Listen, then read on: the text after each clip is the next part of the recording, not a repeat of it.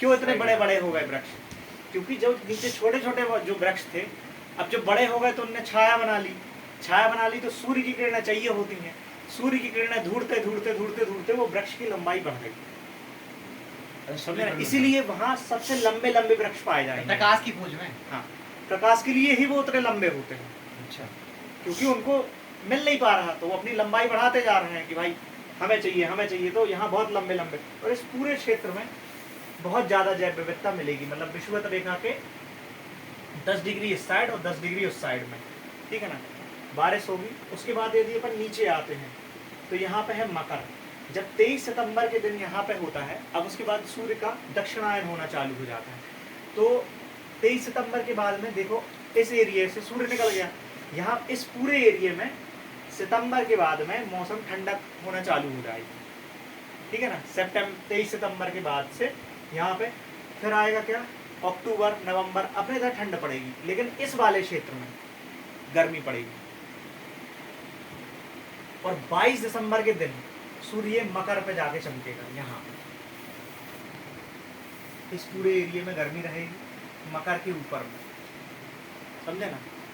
22 दिसंबर के दिन, 22 भैया दिसंबर सूर्य आता कैसे है, मतलब जो आप बोले कि पृथ्वी जो है, पृथ्वी सूर्य का चक्कर काट रही है। हाँ। अब सूर्य का चक्कर काटते में पृथ्वी कितने 23.5 अच्छा, डिग्री अक्षांश में घूमती रहती है, झुकी भी हुई है, अच्छा। ठीक है ना? तो सूर्य जो है ऊपर और नीचे उसकी स्थिति जो जब वो घूमती है तो सूर्य की स्थिति थोड़ी ऊपर और थोड़ी नीचे होती है। तो सूर्य ये विषुवत से 23.5 डिग्री ऊपर तक जाता है और 23.5 डिग्री नीचे तक आता है, मतलब सूर्य की किरणें। तो जिस दिन मतलब 22 दिसंबर के दिन जब सूर्य की किरणें इस पर खड़ी चमकेंगी, उसी दिन सबसे बड़ा दिन होगा दक्षिणी गोलार्ध का। दक्षिणी गोलार्ध का सबसे बड़ा दिन 22 दिसंबर के दिन होगा, ठीक है ना? और सूर्य की किरणें ऐसी तिरछी आएंगी यहाँ पे, तो यहाँ ऑस्ट्रेलिया वगैरह के नीचे और ये अंटार्कटिका वगैरह में, समझे ना? बर्फ तो जमी रहती है, लेकिन कहते हैं ना 6 महीने का दिन और 6 महीने की रात, उसका यही कॉन्सेप्ट है, समझ गए ना? जब तुम पृथ्वी को घुमाओगे तो देखोगे कि एक जगह जो सूर्य की किरण है, मतलब यहाँ पर पृथ्वी की आकृति ऐसी है कि यहाँ पर जो है सूर्य की किरणें बनी ही रहती हैं जब तक सूर्य विस्थापित नहीं होता। तो वो तिरछी आती हैं और वो गोला आकार है, तो बाकी पृथ्वी तो घूम जाती है, लेकिन ये वाला जो आकार है छोटा है, तो इतने कुछ एरिया में वो सूर्य की किरणें 6 महीने तक जाती नहीं जब तक सूर्य विस्थापित नहीं होता।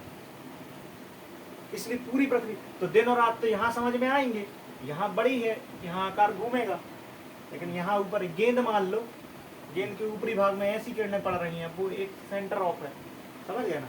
तो वो 6 महीने का दिन और 6 महीने की रात होगी। तो ये हो गई 3 दक्षिणी गोलार्ध में 6 महीने का दिन 6 महीने की रात होंगी। हाँ, ध्रुवों में होती है, ध्रुवों में, समझ गए ना?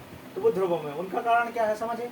बॉल की आकार की यदि पृथ्वी है और सूर्य आके यहाँ पे चमक रहा है, तो तिरछी किरणें जा रही हैं, ठीक है ना? तिरछी किरणें जा रही हैं।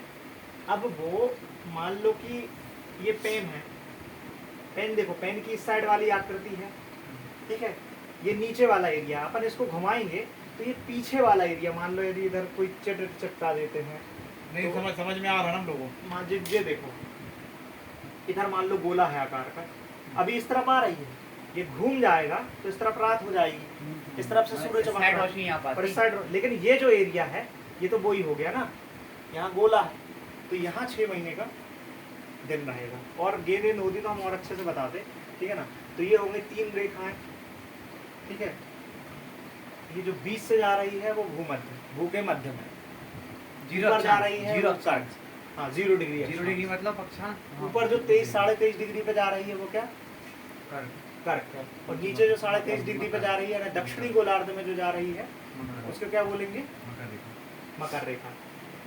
ऐसी और भी बहुत सारी रेखाएं हैं, ठीक है ना? अब यदि इन रेखाओं का महत्व समझो कि यदि अपन को बताना है कि यार इंदौर कहाँ पे है, और तुमने तो बोल दिया यार यहाँ से 400 किलोमीटर दूर है, लेकिन वैश्विक स्तर पर सब व्यक्ति को तो नहीं मालूम है, ठीक है ना? तो वो क्या बोलेंगे कि यहाँ से जो अक्षांश जा रही होगी, लगभग मान लो कि अगर यहाँ पे अक्षांश जो गुजर रही है यहाँ से, वो है तुम्हारी इंदौर के आसपास में जो अक्षांश गुजरेगी वो जैसे कि 75 भारत में 75 डिग्री की अक्षांश बताई जाती है कि स्थिति क्या है, तो उसमें लिखा रहता है स्थल के अर्थ अक्षांश क्या हाँ। फैक्ट क्या वो इंडिया का अक्षांश fact और क्या है? देशांतर, तो वही इंडिया का fact क्या है भैया? उसी पे आ रहा हूँ मैं, उसी पे आ रहा हूँ मैं कि इंदौर यदि बताना है तो अपन कैसे, वो देखते हो गूगल मैप भी कैसे सर्च करता है या जीपीएस कैसे चलता है, तो वो कैसे चलेगा, वो देखेगा अक्षांश और देशांतर। उनने एक खड़ी रेखा ऐसी खींच दो, इसको क्या बोलते हैं देशांतर, और एक खड़ी रेखा ऐसी खींच दो यहीं पे। अब जो यहाँ से ये दोनों की स्थिति, तो अपन बोल देंगे 75 डिग्री देशांतर, और देशांतर भी कौन सा, ये पूरब है तो पूर्वी देशांतर, ठीक है ना। यहाँ अगर साइड का होता तो अपन क्या बोलते हैं पश्चिमी, ठीक है ना। तो ये पूर्वी देशांतर, पूर्वी देशांतर, और अगर ये इधर से कौन सी डिग्री, मतलब 23.5 डिग्री, 23.5 डिग्री की अक्षांश पे, 23.5 डिग्री उत्तरी अक्षांश और 75 डिग्री पूर्वी देशांतर पे इंदौर मिलेगा, ऐसा लिखा हुआ होता है। ये लोकेशन आप डालो डायरेक्ट इतना, और डायरेक्ट वो आपको लोकेशन बताएगा। ऐसे वर्क करता है जीपीएस और नाविक अपना जो आ गया है, और भी जो सिस्टम है तो वो ऐसे वर्क करते हैं। ये अक्षांश और देशांतर का महत्व है। किसी भी स्थान को यदि अपन को करना है तो दोनों को मिला दो, देख लो पूरब में है पश्चिम में, वो उसकी स्थिति होगी।